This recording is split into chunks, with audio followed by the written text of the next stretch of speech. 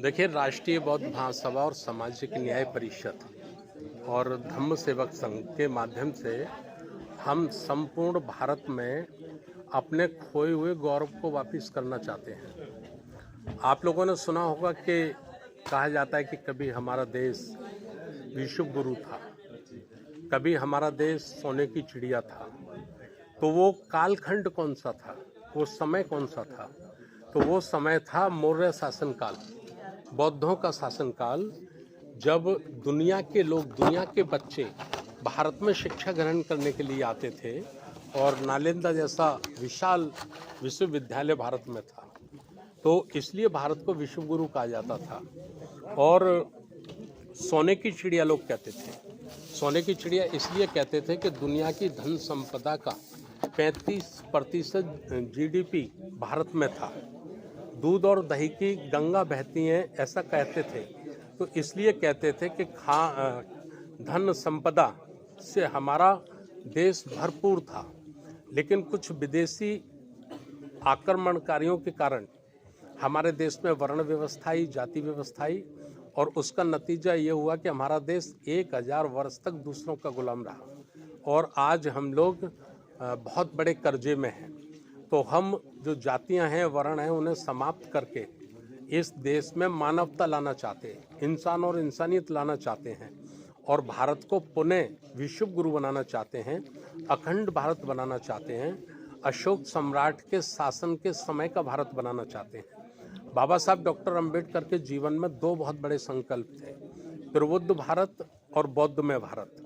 तो प्रबुद्ध भारत और बौद्धमय भारत बनाने के लिए हम कार्यकर्ता सम्मेलन के माध्यम से संपूर्ण देश में मिशनरी धम्म प्रचारक तैयार कर रहे हैं, जिससे इस देश से अंधविश्वास को मिटाया जा सके, अज्ञानता को मिटाया जा सके और प्रबुद्ध नागरिक भारत को बनाया जा सके। इसी के लिए आज हमारी सबकी चर्चा हुई है। आज आपके द्वारा जो है उत्तर प्रदेश की एक कार्यकारिणी भी घोषित की गई है, जिसमें राजा राम आनंद जी, बाबूजी राजा राम आनंद जी हमारे बहुत सीनियर हैं। मिशन के सर्विस में रहते हुए भी वो मान्यवर काशीराम साहब के साथ उन्होंने बहुजन मूवमेंट के लिए बहुत बड़ा काम किया है, तो उनको अध्यक्ष बनाया गया है। दशरथ मौर्य जी भी बहुत लंबे समय से वो इस मूवमेंट में लगे हैं, बहुजन मूवमेंट में लगे हैं, तो उनको प्रदेश का उपाध्यक्ष बनाया गया है। और सरोज कुमार जी, दयाराम अहिरवार साहब और हमारे सुशील निगम, हेमंत मौर्य साहब, ये भी हमारे पुराने मिशनरी साथी हैं।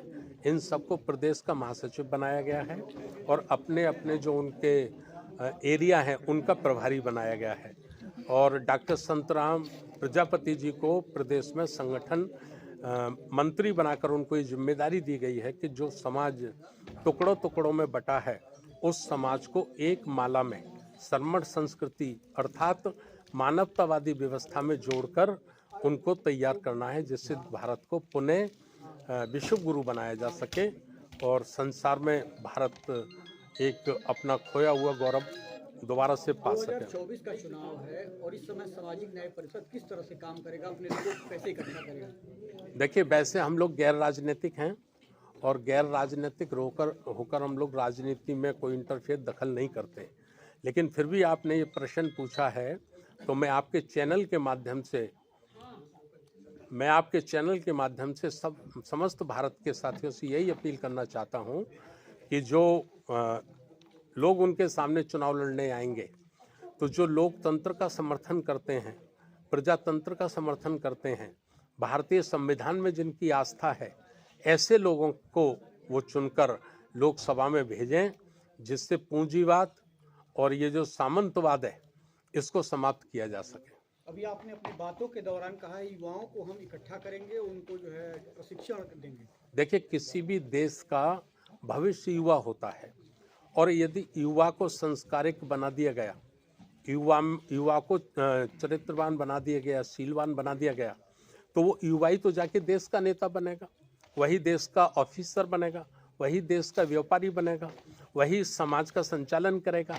तो हम उनको कैडर के माध्यम से तराश कर, लगभग हमारा लक्ष्य है कि हम भारत में अगले 5 वर्षों में 10 लाख युवाओं को, जिनकी उम्र 15 वर्ष से लेकर 35 वर्ष के बीच में रहेगी, तो उनको चरित्रवान, नैतिक आधार पर धम्म के लिए और भारत के लिए एक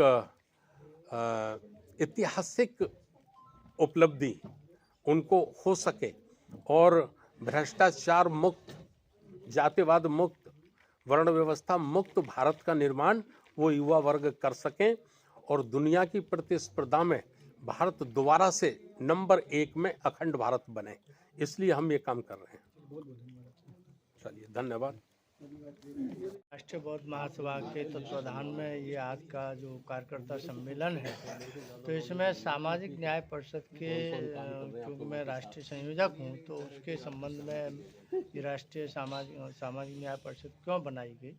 सामाजिक न्याय परिषद का उद्देश्य है कि 76 वर्ष की आज़ादी में इस देश में विद्यमान सभी धर्मों, वर्गों, समुदायों, जातियों के लोगों को उनकी जनसंख्या के अनुपात में शिक्षा, नौकरी, व्यापार, राजनीति किसी भी क्षेत्र में हिस्सेदारी नहीं मिली है, तो उनको सामाजिक न्याय के आधार पर हिस्सेदारी दिलाने के लिए सामाजिक न्याय परिषद का गठन किया गया है। और यह राष्ट्रीय बौद्ध महासभा का एक अनुषंगी संगठन है।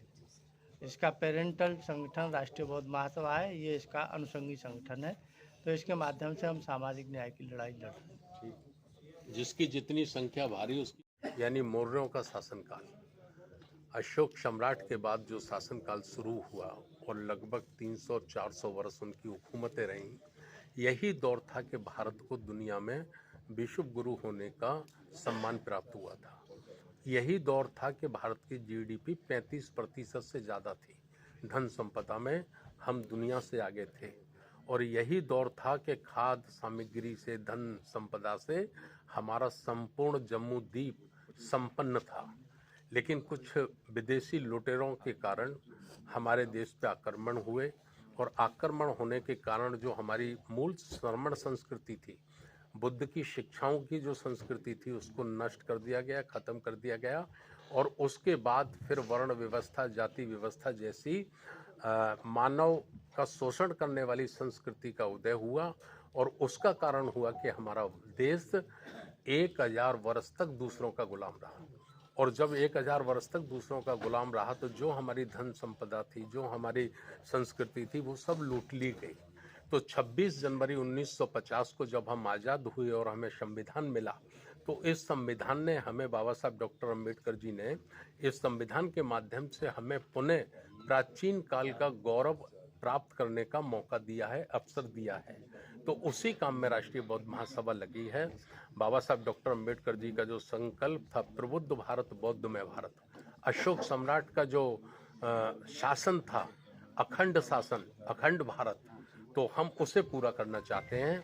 जाति विहीन समाज का निर्माण करना चाहते हैं, अंधविश्वास का अंत करना चाहते हैं, विज्ञान की ओर और प्रकाश की ओर भारत को ले जाना चाहते हैं। यही हमारा उद्देश्य है। उसी के लिए हम कार्यकर्ता सम्मेलनों के माध्यम से एक टेंड वर्कर, टेंड प्रचारक संपूर्ण भारत में तैयार करने में लगे हैं। ठीक है।